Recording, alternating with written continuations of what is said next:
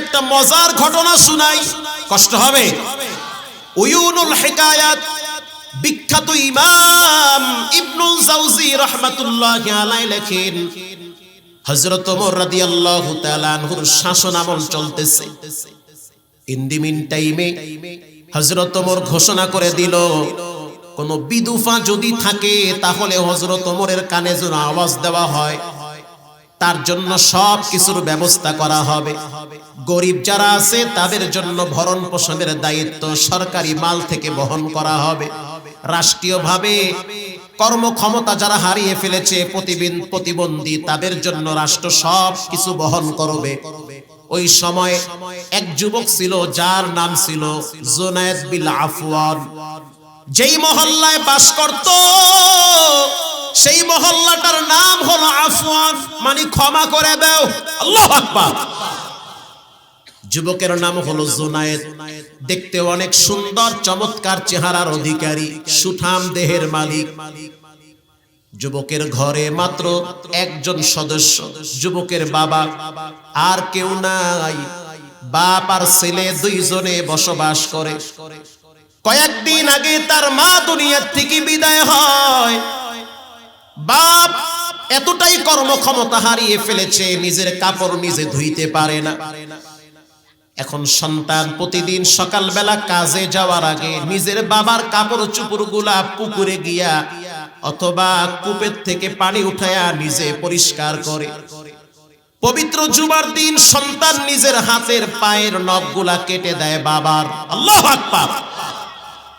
মাথার গোড়ায় গোড়ায় জাইতুনের তেল লাগায় দেয়, শরীরে তেল লাগায় দিয়া বাবারে রোদ্রে শোয়ায় রাখে শীতের দিনে, বাবার যেন শরীরটা ভালো থাকে। এরকম খেদমত দেখার পর বাপ একদিন বলে, সন্তান বলো তোমার জন্য আমি রবের দরবারে কি দোয়াটা করতে পারি। তোমার খেদমত দেখে আমি মুগ্ধ, তোমার ব্যবহার পেয়ে আমার কলিজাটা ঠান্ডা হয়ে গেছে। আর রাসূল বলেছেন, মা বাবা যদি দোয়া করে সেই দোয়া নাকি আল্লাহ ফিরিয়ে দেয় না। আমি তোমার বাপ, আমি তোমার আব্বা। আল্লাহর রাসূল বলেন, আল জান্নাতু তাহতা কুদামিল উম্মাহাত, মায়ের পায়ের নিচে সন্তানের জন্য জান্নাত। যেহেতু মা কবরে গেছে, তোমার বাপ আমি, বাবার পায়ের নিচেও রব্বুল আলামিন সন্তানের জন্য জান্নাত রেখেছে। যেই ব্যবহার তুমি আমাকে দেখাইতেছো, আমি বাপ বড় খুশি হয়েছি। প্রতি শুক্রবার তুমি আমার হাত পায়ের নখগুলা কাইটা দাও, মাথায় তেল লাগায় দাও, মাঝে মাঝে বিছানায় প্রস্রাব করে দেই। নাক বন্ধ না কইরা হাসি মুখে সেই খেতাগুলা নিজের হাতে সাফ করো, পরিষ্কার করো। এখন বলো তোমার জন্য আমি রবের দরবারে কি দোয়া করতে পারি। সন্তান এবার বাবারে বলতে আছে, বাবা মাকে হারাইছি, আপনারে অল্পতে হারাইতে চাই না। আপনি অনেক দিন বেঁচে থাকেন, আপনার ছায়া আমার মাথার উপরে থাকুক, এটা আমি চাই। আল্লাহু আকবার। যেহেতু মাকে হারাইছি, আপনাকে হারাইতে চাই না। আর রব্বুল আলামিন খুশি হয় যখন ছেলেমেয়েরা মা বাবার সাথে ভালো ব্যবহার করে। এখন আমি আপনার কাছে এই আবদার জানাই, আমার জন্য দুইটা দোয়া করবেন। এক নম্বরে আপনি আমার জন্য এই দোয়াটা করেন, আমি যেন ঈমানের সহিত মৃত্যুবরণ করতে পারি। কারণ দুনিয়া ক্ষণস্থায়ী জায়গা, আমরা থাকার জন্য আসি নাই, সবাই চলে যাব। বাবার আগে ছেলে বিদায় হয়, ছেলের আগে বাবা বিদায় হয়। একটা মানুষের চূড়ান্ত সফলতা হলো যে সে যদি ঈমান নিয়ে রবের সামনে দাঁড়াতে পারে। তো দোয়া করো, টাকা পয়সা বাড়ি গাড়ি ধন সম্পদ এগুলো চাইলেও আসবে, না চাইলেও আসবে, যা লেখা ছিল তাই হবে। এই দোয়াটা করো যেন আল্লাহ আমাকে ঈমানের সহিত মরণ দেয়। আল্লাহু আকবার। বাবা এবার বলতে আছে, বলো 2 নম্বরের দোয়া কি করব। সন্তান এবার হেসে দিয়ে বলল, আব্বা আপনি একটু বলেন, আল্লাহ যেন আমাকে 2টা জান্নাতের মালিক বানায়। বাবা এবার আসরের নামাজের পরে জুমার দিন মাগরিবের আগে আগে যখন দোয়া কবুল হয়, হযরত আয়েশা সিদ্দিকা এই টাইমে জায়নামাজ বিছাইয়া ঘরের কোনায় পড়ে থাকতে, ও পর্দার ভিতরের মা বোনেরা শুনে নাও, জুমার দিন, দোয়া কবুলের দিন। জি বাংলা কিরণমালা সব ফালায় রাইখা ঘরের কোনায় জায়নামাজ বিছাইয়া চোখের পানি ছেড়ে আল্লাহর কাছে চাইতে থাকো। সব দরওয়াজা বন্ধ হয়, একটা দরওয়াজা খোলা থাকে, সেই দরওয়াজার মালিকের নাম কি?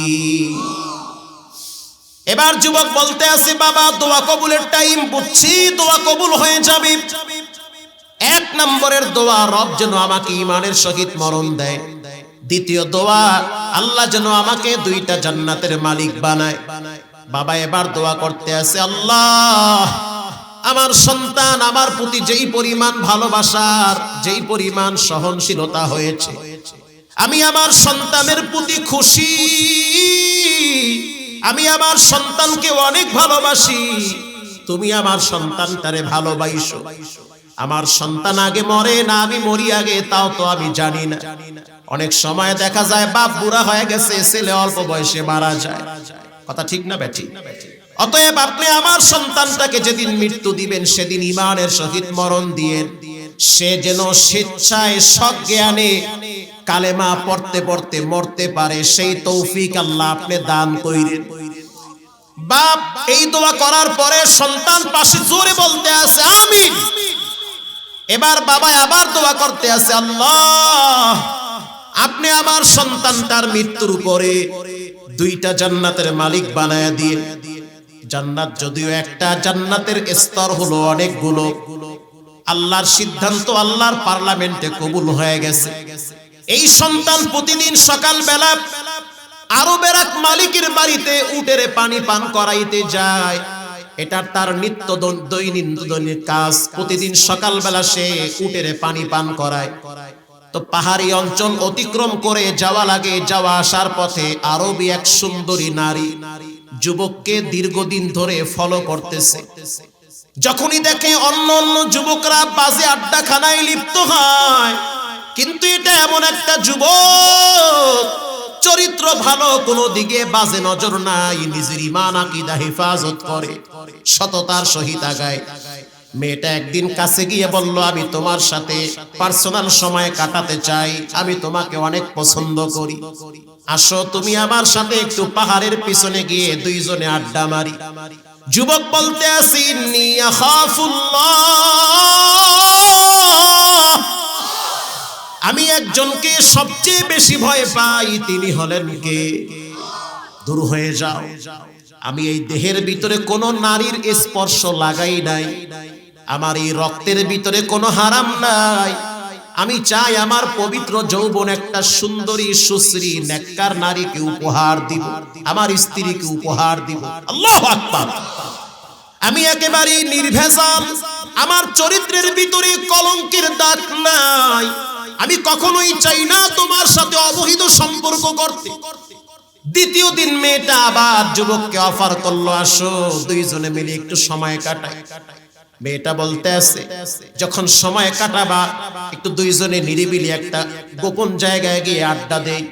যুবক বলতে আছে, ইন্নী আখাফুল্লাহ, আমি আমার আল্লাহরে ভয় পাই। তৃতীয় দিন মেয়েটা পিছন থেকে আইসা যুবককে জড়ায় ধরছে। এবার যুবক বলতে আছে, আল্লাহ কবরের আযাবরে আমি সবচেয়ে বেশি ভয় পাই, জাহান্নামের আগুন রে আমি ভয় পাই, আমি চাই না জেনা ব্যভিচারে লিপ্ত হইতে। আমিও একটা মানুষ, আমার রক্ত আছে, আমি একটা নওজোয়ান তরুণ যুবক, একটা নারী যদি স্পর্শ করে অবশ্যই তার ভিতরে শয়তান কুমন্ত্রণা ঢুকিয়ে দেয়। অতএব তার চেয়ে তুমি আমাকে মৃত্যু দাও, মরতে তো হবেই, আমার চেয়ে অল্প বয়সী কত মানুষ মরে, আমি এই খারাপ সম্পর্কে জড়াবার আগে তুমি আমারে মরণ দাও, এই মরণটাই আমার জন্য সেফ। তারপরও আমি নাপাক হইয়া কবরে যাইতে চাই না। আল্লাহর রাসূল বলেন, বান্দার দোয়া কখনো কখনো বিনা পর্দায় কবুল হয়ে যায়। যখন বান্দা মুস্তাজাবুদ দাওয়া হয়, আল্লাহর দরবারে দোয়া কবুল হয়ে গেছে। যুবক একটা চিৎকার মেরেছে, শরীরের ভিতরে জ্বর চলে আসছে, জ্বর আস্তে আস্তে বাড়তেছে। মেয়েটা অনুধাবন করতে পারলো অবস্থা বেগতিক, খুবই খারাপ, ছেড়ে দিয়ে চলে গেল। যুবক সামনে আগাইতে না আগাইতে তার মাথা ঘুরতেছে, ঝিমড়ি দিয়ে পড়ে গেল।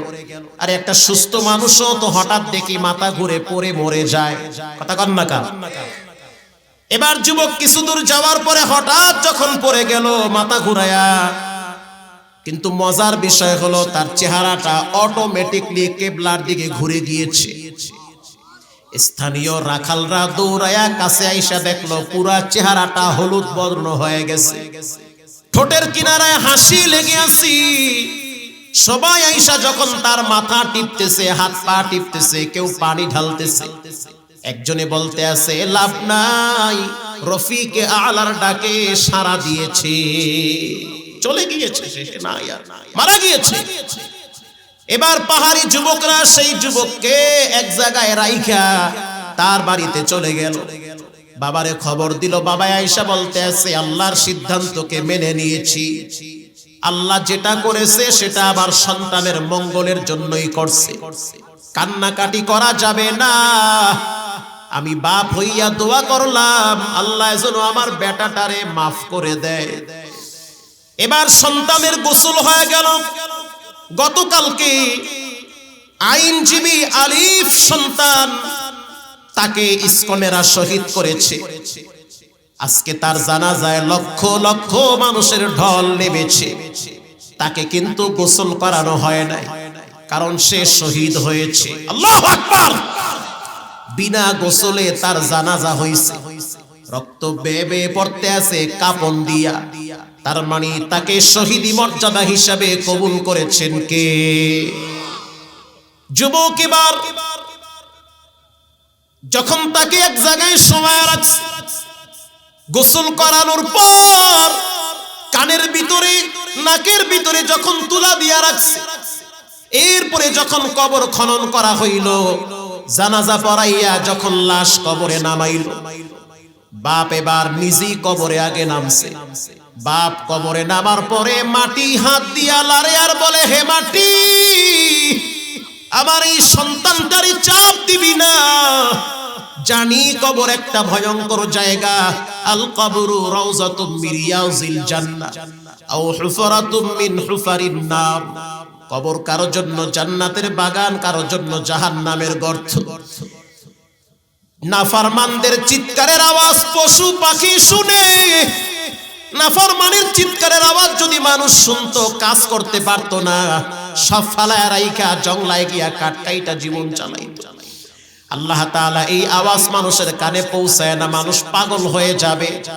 প্রিয় ভাইরা আমার, কবরের আযাব থেকে বাঁচেন, তৈয়ার হয়ে যান, কাট্টি বস্তা গোল করেন, দুনিয়ায় থাকা যাবে না, আসল বাড়িতে যেতে হবে। লাশ দাফন করে মুরব্বি হেঁটে হেঁটে 3 কিলোমিটার দূরে মদিনা, সেই মদিনায় চলে গেল। যখন মদিনায় প্রবেশ করলো তখন ফজরের নামাজের জামাত চলতেছে। আল্লাহু আকবার। সেই জামাতের ইমামতি করেন হযরত ওমর রাদিয়াল্লাহু তাআলা আনহু। সে প্রথম রাকাতে তেলাওয়াত করলো সূরা তাহা, দ্বিতীয় রাকাতে তেলাওয়াত করলো সূরা হুমাজা। এবার ওই মুরব্বি পিছনের কাতারে দাঁড়ায়া যখন তেলাওয়াত শুনতেছে, মনটা বড় ভাঙ্গা, কারণ নিজের বেটারে নিজের হাতে কবরে রেখে আসছে, তাজা লাশ কবরে রেখে আসছে। হযরত ওমর যখন নামাজে তেলাওয়াত করলো, নারুল্লাহ, আল্লাহর আগুন, আল্লাহর আগুন, আল্লাতী তাত্তালিউ আলাল আফইদা। এরে পৃথিবীর মানুষ সাবধান হয়ে যাও, দুনিয়ার আগুন ডান হাতে লাগলে ডান হাত জ্বলে, বাম হাত জ্বলে না, কিন্তু জাহান্নামের আগুন, আল্লাহর আগুনের এত তাপ, শরীরের যে কোনো অঙ্গে লাগলে কলিজা ভুনা হয়ে যাবে। এই আয়াত তেলাওয়াত করার সাথে সাথে পিছনের কাতারে বাবাই বাচ্চাদের মতো ফুফায় ফুফায় কাঁদতেছে। বাবার কলিজার ভিতরে হিট করছি, না জানি আমার সন্তানের কবরে কি হয়। বাবাই যখন নামাজ শেষ করলো, হযরত ওমর যখন সালাম ফিরাইলো, পিছনে তাকায় দেখতেছে এক মুরব্বি মাথার উপরে কালো চাদর দিয়া বাচ্চাদের মতো হেহি দিয়া কাঁদতেছে। নতুন সন্তান দাফন করে আসছে, কেবল তাজা সন্তান। হযরত ওমর বলে, পেটে খিদা লাগছে? কয় না লাগি নাই, তবে কলিজার ভিতরে খিদা লাগছে। হযরত ওমর প্রশ্ন করলো, কি হয়েছে?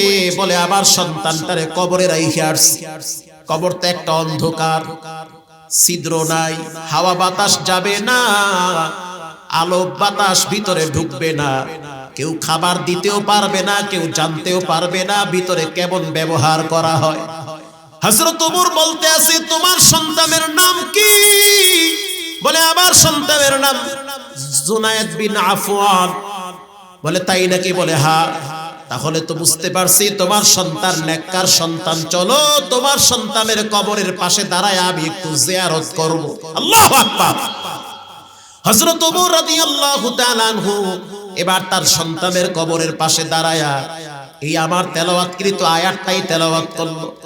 ওয়া আম্মা মান খাফা মাকামা রাব্বিহি ওয়া নাহান নাফসা আনিল হাওয়া।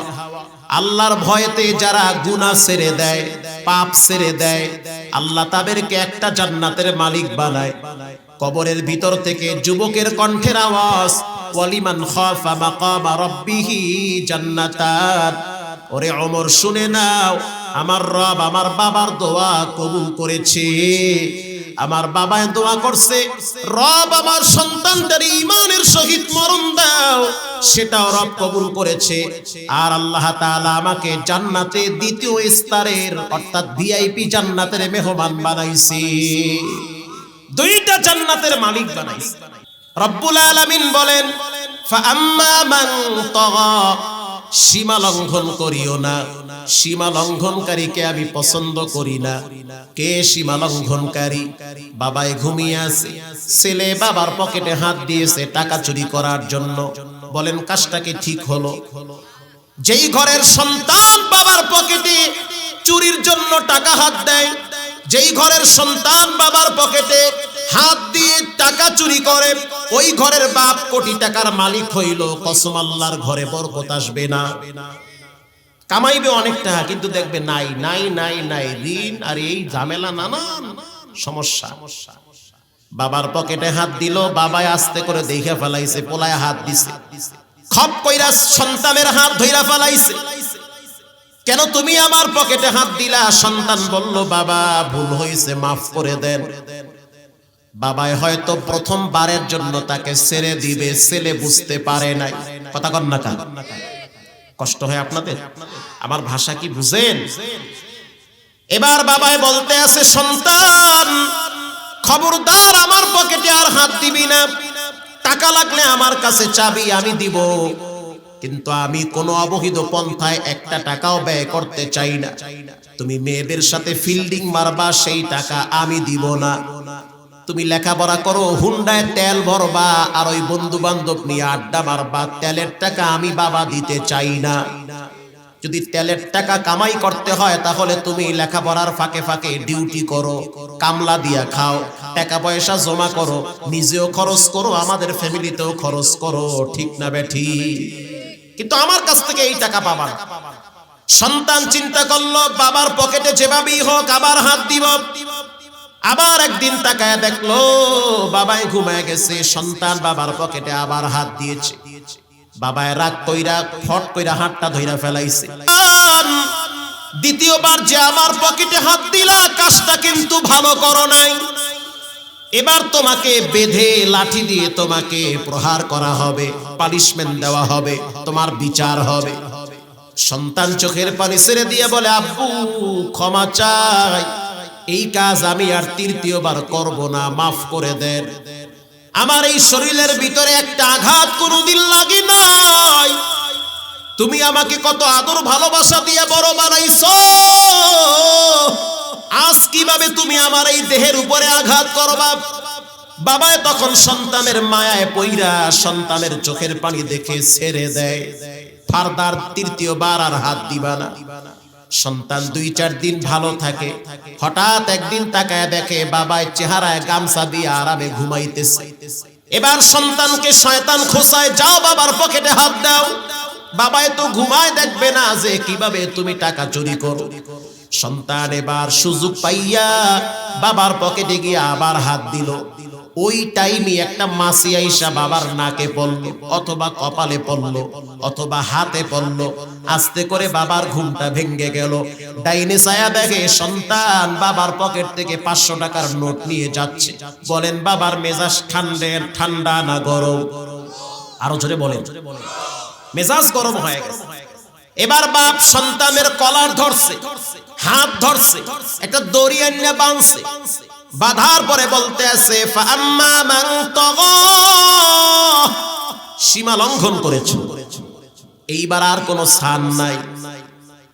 একবার হাত দিলা, দুইবার হাত দিলা, তৃতীয়বার নিষেধ করার পরও কেন হাত দিলা? আজকে আমার পকেটে হাত দিলা, 2 দিন পরে রাস্তায় তুমি পিস্তল দিয়া ঠেকাইয়া মানুষের টাকা ছিনতাই করবা। বাবা শাসন করে দিয়েছে, যাও গা। প্রিয় ভাইয়েরা আমার, রব্বুল আলামিন হুঙ্কার দিয়ে বলেন, পৃথিবীর মানুষ, যে ব্যক্তি ফজরের নামাজ মসজিদে গিয়া পড়ে, জিম্মাতাল্লাহ, সে রব্বুল আলামিনের নিরাপত্তার চাদরের ভিতরে ঢুকে গেল।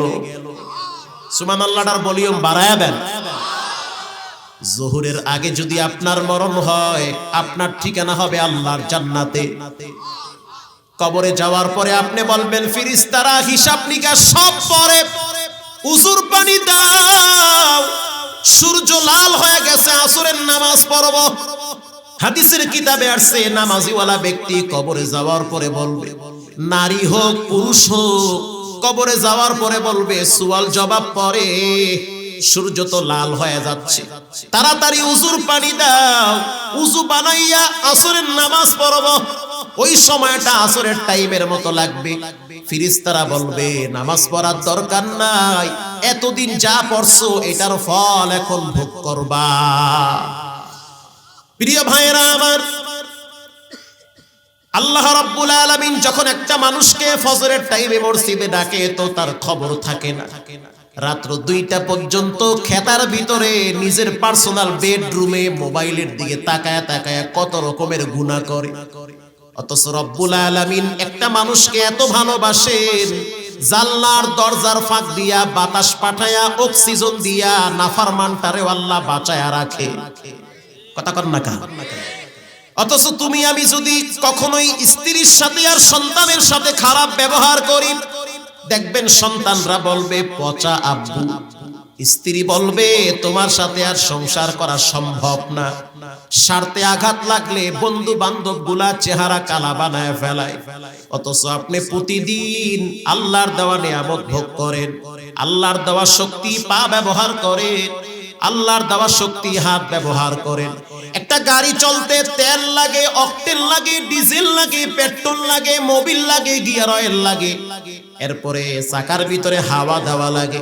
মাঝে মাঝে ইঞ্জিন গরম হয়ে যায়, ইঞ্জিন হিট হয়ে যায়, গাড়ি থামায়া ইঞ্জিন ঠান্ডা করা লাগে। ভিতরে আবার ফ্যান চলে, ওই ফ্যান দিয়ে ইঞ্জিনটারে ঠান্ডা করে। একটা গাড়ি চলতে যদি এত কিছু লাগে রে মানুষ, তোমার আমার মতো এই যে রেলগাড়ি চলতেছে, হায়াত নামের গাড়ি, এটার ভিতরে কে তেল দেয়, কে পেট্রোল দেয়, কে অকটেন দেয়, কে ডিজেল দেয়? বুঝতে হবে পৃথিবীর কেউ দেয় না, দেয় একজন, তিনি হলেন কে? অথচ সে আল্লাহকে প্রতিদিন 1.5 ঘন্টা মসজিদে দিবেন, সেটাও তো দেন না।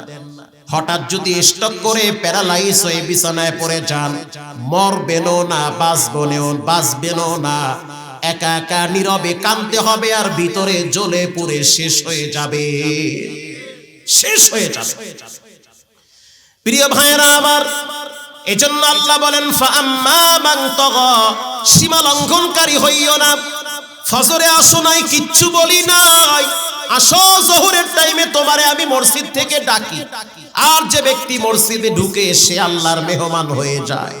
সুবহানাল্লাহ বলেন। যে ব্যক্তি মসজিদে ঢুকে, সে কার মেহমান? আপনি প্রতিদিন নামাজের পরে আল্লাহকে বলবেন, আল্লাহ, যেহেতু আমি আপনার ঘরে ঢুকছি, আমি তো আপনার মেহমান। আপনি নিজেই বলছেন মেহমানের সাথে ভালো ব্যবহার করতে। নামাজ পড়তে আসছি, অথচ আমি গোপনে গোপনে অনেক পাপ করছি, আমার পাপের খবর সমাজের কেউ জানি না, কিন্তু তুমি জানো, যদি একটা ফাঁস করে দাও, সমাজে আমি লজ্জায় মুখ দেখাইতে পারবো না। ইজ্জত থাকবে না, রাস্তায় বের হতে পারবো না। জামার ভিতরে, চামড়ার ভিতরে কত পাপ লুকিত আছে পৃথিবীর কেউ জানে না, একজন জানেন, তিনি হলেন কে? প্রিয় ভাইরা আমার, ফাআম্মা মান তাগা, সীমা লঙ্ঘনকারী হইও না। জোহরে যাও নাই তো আসরে যাও, আসরে যাও নাই তো মাগরিবে যাও, মাগরিবে যাও নাই তো এশায় যাও, এশায় যাও নাই তো ফজরে যাও, যেতেই হবে। যদিও তুমি পাবনায় ওদিনে বয়ানে গেলাম, পাবনা ভাঙ্গুরা মসজিদের গেটের সামনে লেখা দেখলাম, হে যুবক, তুমি যদিও মসজিদে আসবা না, কিন্তু টাইম মতো তোমার বাড়ি মসজিদের খাটিলা যাবে। লেখাটা পড়তেছি আর ভাবতেছি কি চমৎকার লেখা।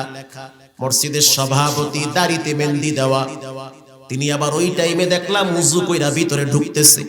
তা আমার দিকে চায় রইছে, হুজুর আপনারা তো চিনা চিনা লাগে, আপনার বয়ান হয়তো আমি নেটে দেখছি, ইউটিউবে দেখছি। আমি বললাম এত সুন্দর লেখা, এই লেখা দেখার পরে তো আমার কলিজার ভিতরে কামড় মারছে। সভাপতি বলল, হুজুর এই লেখা সাধারণ লেখা না, এটার পিছনে একটা ঘটনা আছে। কি ঘটনা? বলে গত বছর বাস খাদে পইরা কলেজের কয়েকটা ছাত্র দুনিয়া থেকে বিদায় হয়েছে। ওই ছাত্রদেরকে ইমাম সাহেব প্রতিদিন বয়ান করতো, নামাজে আসো, নামাজে আসো, নামাজে আসো। কেউ বলে হুজুর আমার প্যান্ট ঠিক নেই। কে তোমার প্যানে কি আরেকজনে মুততেছে? কেউ বলে আমার লুঙ্গি ঠিক নাই, তারপর ইমাম বলে লুঙ্গি খারাপ থাক, প্যান্ট খারাপ থাক, তারপরে নামাজে আসো।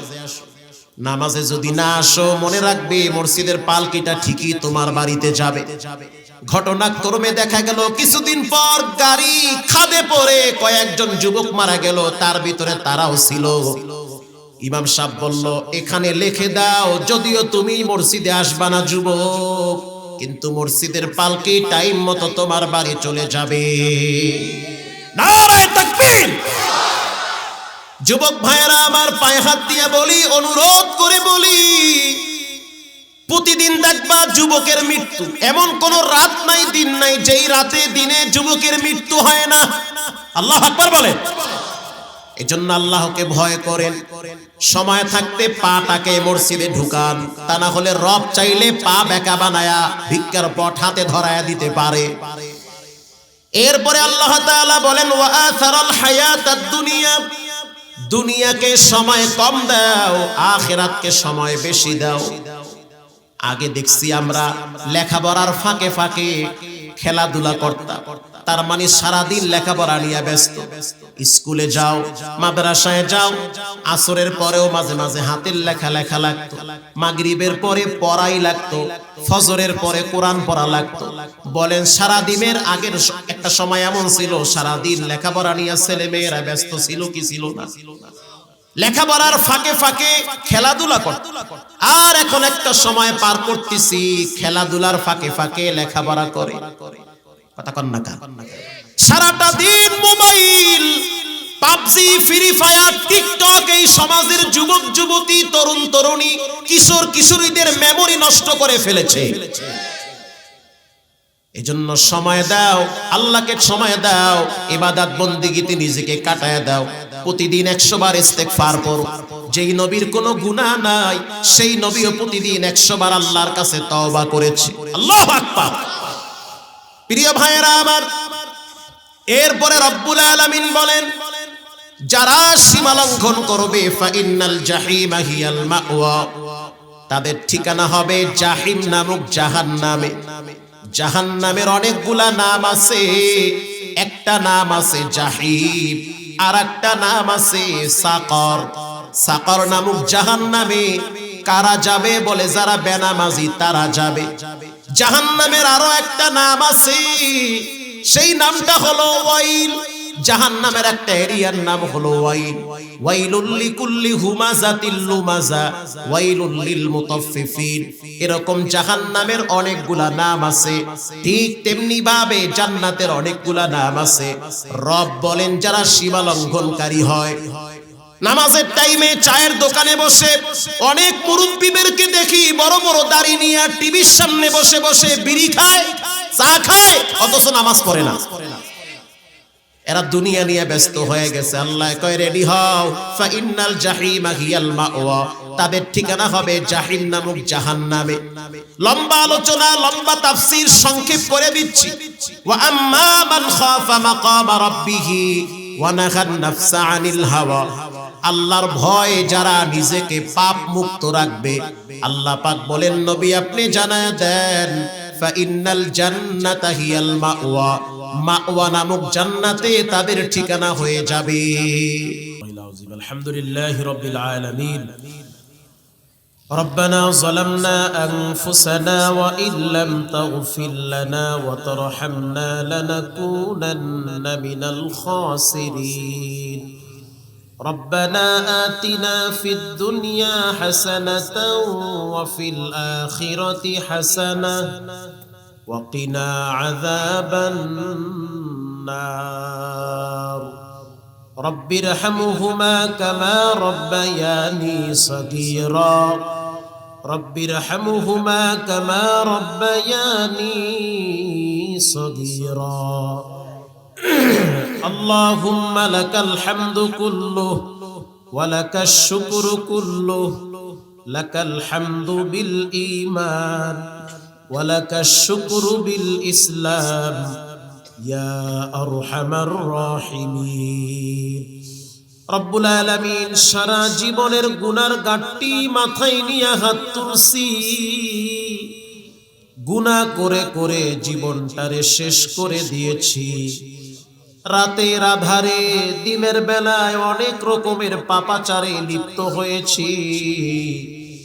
দুনিয়ার কোনো মানুষ দেখে নাই, আল্লাহ আপনি তো দেখেছে। আপনার ফিরিস্তারা দেখছে কে কি পরিমাণ পাপ করেছে। এগুলো অডিও হয়েছে, ভিডিও হয়েছে। কিয়ামতের ময়দানে আপনার সামনে এগুলো পেশ করা হবে। বান্দা তখন দেখে বলবে লা ইউগাদিরু সগীরাতান ওয়ালা কাবীরাতান ইল্লা আহসাহা, ছোট বড় যত রকমের পাপ করছি সবই তো দেখি এখানে ভিডিও হয়ে গেছে। আজ বুঝি আমাদের কোনো উপায় থাকবে না। রব্বুল আলামিন বহু চিন্তা করে দেখছি, দুনিয়াতে যাদেরকে আপন আপন ভাবি কেউ তো আপন না। স্বার্থে আঘাত লাগলে আপন মানুষগুলাও চেহারা কালা বানায়া ফেলায়। একমাত্র আপনি ছাড়া আমাদের জন্য আপন বলতে কেউ নাই। গভীর রাত বগুড়ার সমস্ত আদালতের দরওয়াজা বন্ধ হয়ে গেছে। প্রতিটা মানুষের দরওয়াজা শক্ত করে লাগায় দেওয়া হয়েছে। আয় আল্লাহ, পশু পাখিগুলো যার যার গন্তব্যে ঘুমায়। আমরা কিছু মুরব্বী, কিছু যুবক, কিছু তরুণ নওজোয়ান যুবকদেরকে নিয়া গভীর রাত্রে ফকিরের মতো হাত বাড়াইছি। আল্লাহ আমরা জানি এমন একজনের দরবারে হাত তুলছি যার দরবারে পৃথিবীর সমস্ত নবীরা ফকিরের মতো হাত তুলছি, যার দরবারে রহমাতুল লিল আলামিন নীরবে চোখের পানি ছেড়ে বুক ভাসায়া ফেলাইতো। যারা গ্যারান্টি পাইছে জান্নাতে যাবে তারাও তো রাত্রিবেলা নীরবে নীরবে চোখের পানি ছেড়ে কাঁদতো আর বলতো আল্লাহ। এমন একটা দিন আসবে যেদিন সাদা কাপড় পেঁচায়া মাটিতে ফালায়া রাখবে। আয় আল্লাহ, তাকায়া দেখেন এখানে এমনও মানুষ বসা কার না জানি মৃত্যুর সময় ঘনিয়ে আসছে। মহিলা প্যান্ডেলে অনেক মহিলারা আসছে, কার না জানি মৃত্যুর সময় কাছাকাছি চলে আসছে। রব্বুল আলামিন আপনি কোরআনে বলেছেন ওয়াজাআত সাকরাতুল মাউত, মৃত্যুর যন্ত্রণা বড় কঠিন। একটা মশা কামড় দিলে সহ্য করতে পারি না, মাছি পড়লে তাও সহ্য করতে পারি না। অথচ এই দেহের ভিতরে যখন সাপে কামড় দিবে, এই দেহের ভিতরে যখন ফেরেশতারা গুরজ দিয়ে আঘাত করবে, কিভাবে সহ্য করব তাও তো জানি না রে আল্লাহ। তার চেয়ে আপনি আমাদেরকে দয়া করে একটু মাফ করে দেন। রব্বুল আলামিন এখানে অনেক মানুষ আছে যারা মানুষের সামনে অনেক সম্মানী, কিন্তু গোপনে গোপনে পাপ কইরা ফেলাইছে। আয় আল্লাহ, ইজ্জতের চাদর দিয়া ঢাইকা রাখছেন। চাইলে ছেলে মেয়েদের সামনে বেইজ্জতি করতে পারতেন, কিন্তু তা করেন নাই, কারণ আপনার একটা নাম রহমান আর একটা নাম রহিম। মেহেরবানি করে গোপন পাপগুলি গোপনেই মাফ করে দেন আল্লাহ রব্বুল আলামিন। এই মুহূর্তে দুইজন মানুষের কথা মনে পড়েছে। একজন হলো যার পেটে আমরা ছিলাম সেই জনম দুঃখিনী মা, যার ঘরে মা নাই সে বুঝে মা না থাকার কি জ্বালা, যার আব্বা নাই সে বুঝে কষ্টের কথা কারো সাথে বলার মতো উপযুক্ত না। যতদিন মা বাবা বেঁচে ছিল ততদিন খোঁজ খবর নেওয়ার মতো লোক ছিল। বারবার মায়ের টেলিফোনে জানতে চাইতো, বাবা তুই কেমন আছো, কোথায় আছো, কি অবস্থায় আছো। এই কথাগুলা মা বাবায় সবচেয়ে বেশি বলতো। এখন অনেকেই দোয়া শেষ করে ঘরে গিয়া দেখবে মায়ের বিছানাটা খালি পড়ে আছে, আব্বার বিছানা জায়নামাজ ঘড়ি চশমা লাঠি পড়ে আছে। ও মালিক, আপনার জিম্মায় চলে গেছে, নিজ গুণে তাদেরকে ক্ষমা করে দেয় রব্বুল আলামিন। যাদের আব্বা আম্মা বেঁচে আছে নেক হায়াত বাড়া দেন। এখানে যত মানুষ উপস্থিত হয়েছে সবাইকে মাফ করে দেন। বিশেষ করে মাদ্রাসার কমিটিতে যারা আছে তাদেরকেও মাফ করে দেন। আজকের মাহফিলের পিছনে যাদের আর্থিক সহযোগিতা, শারীরিক শ্রম, সবাইকে আপনি জীবনে বারবার হজ করার তৌফিক দেন। অ্যাডভোকেট সাহেব সহ, এরপরে সভাপতি, মাদ্রাসার প্রিন্সিপাল, সবাইকে জীবনে বারবার হজ করার তৌফিক দেন। এখানে অনেক গরিব মানুষ আছে, কোনোদিন স্বপ্নেও চিন্তা করতে পারবে না যে সে মক্কায় যাবে। কিন্তু আমি তো এমনও মানুষ দেখছি, রিক্সা চালাইতো বাংলাদেশি, ওদিকে মক্কা শরীফে গিয়া লাব্বাইকের আওয়াজ দিয়া বলে আল্লাহ, বান্দা চাইলে কিছুই হয় না, তুমি চাইলে সব হয়। বান্দা চাইলে কিছুই হয় না, রব চাইলে সবই হয়। আল্লাহ, এখানে অনেক বাবার বয়সী মুরব্বীদের কলিজায় অনেক কষ্ট আছে, যা কারো কাছে বলতে পারে না। নীরবে একা একা চোখের পানি ছেড়ে কাঁদে আর কয় আল্লাহ তুমি ছাড়া কেউ নাই। আয় রব্বি কারীম, মা বোনদের কেউ মাফ করে দেন। মহিলা প্যান্ডেলে অনেক মা বোনের আসছে, অনেক আশা নিয়ে আসছে, তাদেরকেও ক্ষমা করে দেন। 1 টাকা দিয়ে যারা সহযোগিতা করলো, দানের খবর মদিনায় পৌঁছায় দেন। যারা গোপনে গোপনে দান করে, আল্লাহ গোপনেই তাদের সম্পদ বাড়ায় দেয়।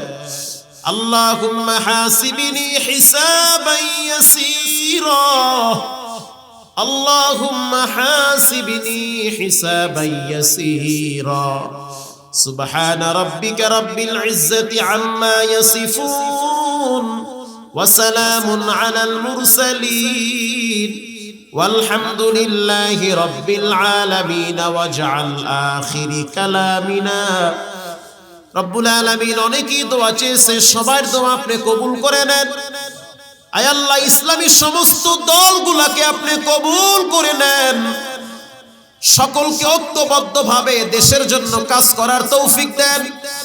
চরমনার মাহফিল হচ্ছে, সমস্ত উম্মতি মুহাম্মাদীদেরকেও মাফ করে দেন।